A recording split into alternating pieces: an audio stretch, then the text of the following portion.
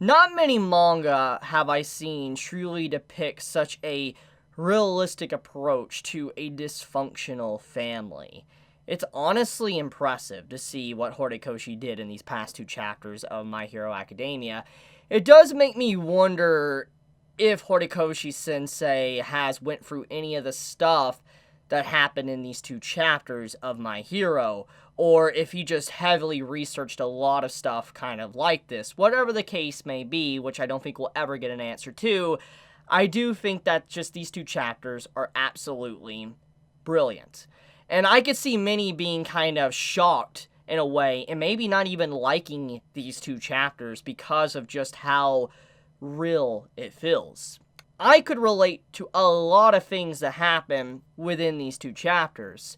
And the thing is what these two chapters try to show is a perspective that not many manga or any real story in manga and anime want to actually show, is that there is a lot of problems within families. Now, okay, I know many might bring up, but Chibi, there's always dysfunctional families in anime and manga. You see where the father or mother's never there, and, the kids are always off doing their own thing. Yeah.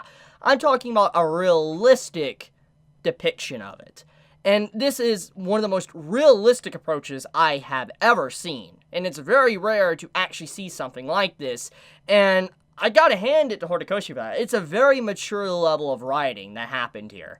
And I don't think many are going to be able to fully accept everything that happened within these chapters. I still see many not truly grasping the concept of what happened with Endeavor's family, which is also a major story point of what Horikoshi Sensei is trying to convey to the audience, to the readers of the series. The point is that we know Endeavor has been seeking atonement, redemption, forgiveness, etc. We know he's been on this path for a very long time, for a few years now, and honestly, ever since we really were introduced to his character, but ever since the Pro Hero arc and Hawks was introduced, Endeavor has been on this very lonely path, being his number one, trying to step up and change as a person. Obviously, there is a lot of mixed viewpoints on Endeavor as a character and as a person. People like him, people hate him, which makes a lot of sense. It's very interesting to see just a community split down the middle about a character because of just everything. And it makes a lot of sense why people would not like Endeavor as a person, because he has done a lot of awful, horrific stuff up to this very point when you really look at everything. So it would make sense why people wouldn't like him. But at the same time, you have the other side that likes him because they don't want to just view the bad Endeavor has done. They also want to view maybe the human inside of him. Someone that is flawed, someone that makes mistakes, and maybe someone that might be able to pick up the pieces, even as shattered as they may be, and try to create something which might not be the exact same, but create something once again out of a broken, shattered soul. And I think that it's interesting to see Endeavor within this chapter and how he was thinking about all this in a very different way. Endeavor was shouldering the entire burden on his own. Everything that happened with Dabi/Toya, he was blaming on himself, which makes a lot of sense. From the narrative and everything that we've known up to this very point, it's led us to believe that, Endeavor is responsible for everything. And I will definitely say Endeavor is mostly responsible for everything, but he isn't the only one to blame, which gets into the whole point of the dysfunctional family and the realistic approach to everything that happened in these two chapters. The family comes together and admits that they all had a part to play in this. And I do think this is where some of the things that really shocked me from the writing. Because it's like seeing individuals of the family taking blame individually, no matter how small it was, is something I admire and respect. Because they each realized that they would have done something a little bit different. They have regrets, small regrets. Maybe things wouldn't have turned out the way it is. They've just been using all of this anger, this rage, this regret, and shoving it onto Endeavor since the very beginning to kind of shy away from the main problem that is surrounding them. For instance, when we look at everything, when we look at the brother and how he handled Toya, conveying to him like, hey, our father looks at us like, we're useless or whatever, he thinks that we're, failed products, you had it to where if you would have said something to Toya in that moment, maybe something could have happened if he would have talked to his brother more. Or if you had the situation with the mother being able to actually take that step, showing a brave face and saying maybe the very thing that her son wanted to hear. Or having, Endeavor stepping up to the plate and actually saying things that would encourage his son, that would say, look, I believe in you and all that, but I just don't want to see you going down this path of, your body burning up thanks to the very quirk you have. There's a lot of different ways that things could have been approached, but that's how reality is. Real life is littered with regrets and things we wished were different, which gets into the point of why I think people might be shocked and maybe not even like these 2 chapters because of how realistic it is. And I want to be honest with you, a lot of manga, I think the journey. I know at least myself in a lot of occasions, I like to use writing and manga as a form of escape. A new land, a new experience, something that isn't necessarily tied to reality. Something that is so different, I can immerse myself in that world. I have definitely done that quite a few times while reading different manga and watching anime. And many that have that reality shattered might not like this because it is so real. Everything that happened, the regrets, to the blame, shifting of the blame on someone else, and not wanting to accept that they're at fault as well for everything, is great.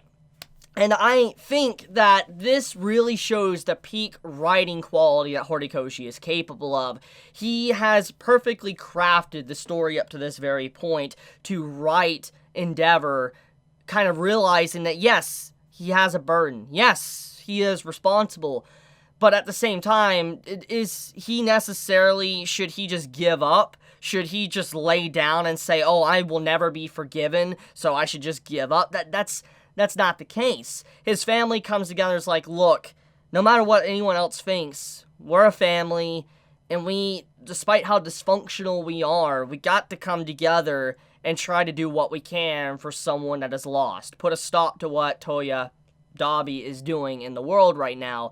And I think this is a good way to conclude Endeavor's arc. No matter what happens after this point, even if Endeavor is shamed publicly by everyone, his secrets come out and everybody starts shaming Endeavor, he loses his title as hero, whatever may be the case, I really do think we're going to see that in the end doesn't really matter. What truly matters right now is that Endeavor wasn't seeking that from the public. He wanted his family.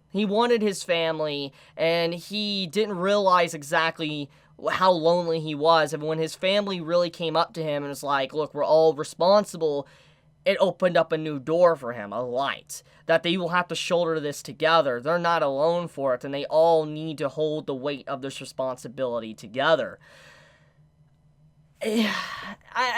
Hopefully I'm not the only one that really enjoys what is happening here.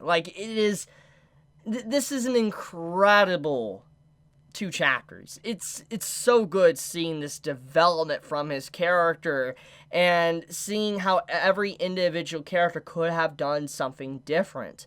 And seeing Endeavor's pain as well is also, in its own way, despite how wrong he is for what he did, it's a little bit more understandable with some of the actions depicted. In Endeavor's mind, he didn't want to see his son hurting.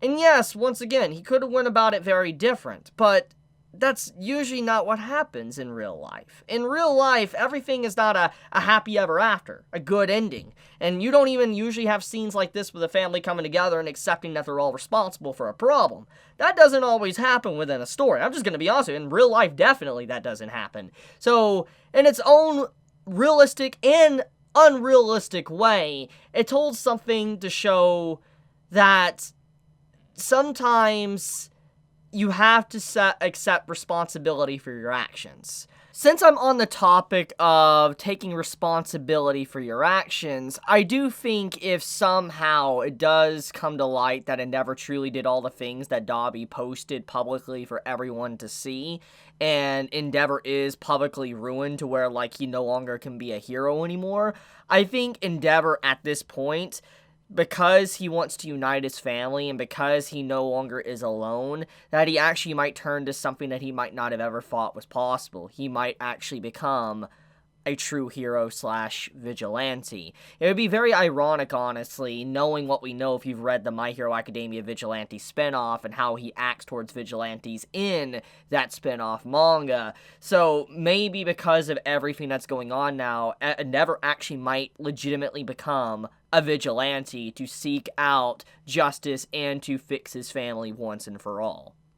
But okay, anyways, I want to dive into a little bit more detail. So, Endeavor, what he could have done different from reading everything now, I think what Toya wanted to hear was his father to accept him that he is strong, to accept him that he is worthy, to place faith and hope that, yes, you're a great son. And in Endeavor's mind, I think that he always felt like Toya was a great son. He always felt like he was worthy, etc. But because of Endeavor's actions and how he doesn't know how to properly convey his feelings, he did not know how to say that to his son. And if he would have said those words, things might have been different. Things might not have. Who really knows? Once again, that is the life of regrets. The weight we carry thanks to our actions. We will never know what could have. We only wonder if it could have. And I look at the stuff with the mother as well. If she would have been able to stand firm and strong and say something to her son, instead of freezing up and getting scared, what could have been different? What could she have done? If she would have said some words to her son, some words of encouragement, if she would have walked up to her son and said, yes, you can be a hero, very similar to Izuku's mother, what she did for him at an early age, would have Toya turned out differently? There's so many things, like if she would have talked to Endeavor more to really convince him to go there and see what her son actually had to do. There's ways it could have gone, but it didn't. And I think as well, that's another big point of what the story is trying to convey, is that you have different elements of character upbringings and how easily something can go wrong and different. Looking at someone like Izuku, his character template and everything about him up to this very point has been duplicated throughout a variety of characters. If you've been keeping up with the story and the different themes, then you probably have already noticed. We gotta look at other characters. We look at someone like Bakugo. I mean, he's slightly different, but he does have somewhat of a similar origin to Izuku, and Todoroki does as well. But if we're getting to some really good stuff that really tries to convey the differences, we gotta look at someone like, for instance, Togata. Togata is someone that could have been Izuku if he was given one for all. He might have been better. But, once again, we will never see that. We also have the situation with Gentle. Gentle is someone that wanted to be a hero, but obviously he was not able to get that. And because of him doing those actions that Izuku himself did in the past, it caused someone to get hurt, and he wasn't as lucky as Izuku. And so we've seen the ramifications of so many things that Izuku has done, and where he's at right now. When you look at everything, Izuku is a very lucky individual. He is someone that had the right circumstances and the right things to happen for him to be where he's at right now. If one or two variables were a little bit different, he might not be the one that possesses one for all. It might be someone entirely different. And that's what's happening here as well, is that we've seen this through Shigaraki and his upbringing, how different it was. And now we have Toya as well, someone that if he would have had a different upbringing, someone that could have said something to him, he might have been very different. And so Horikoshi has made a constant line of different perspectives of how someone could change depending on their environment around them and other miscellaneous things that go on. So it's beautiful storytelling, and I think Horikoshi really has nailed it with these two chapters. Honestly, ever since the Pro Hero arc really began, and he started focusing on a lot of the adult characters, I really think Horikoshi has become even greater as a writer. And I'm just very happy to see that, to this very day, he continues to improve on his writing skills. But I think I want to wrap it up there, though. It's a very easy to understand chapter or two chapters, but it's so heavy. It's a very heavy 2 chapters. I wonder how people are going to view Endeavor. I know there's going to still be individuals that are going to outright hate him and not love him, or, not ever like him, which, once again, that's the whole point of Endeavor's character. He's someone that is very divisive. He's someone that brings a lot of, I guess, split down the middle of his character. And it's the beauty, honestly. It's the beauty of writing like My Hero and even Attack on Titan. But I'm going to leave it at that. I love you guys. You have a wonderful day or night wherever you live. If you enjoy my content, please subscribe. If you like this video, please leave a like. And with that, Chibi out.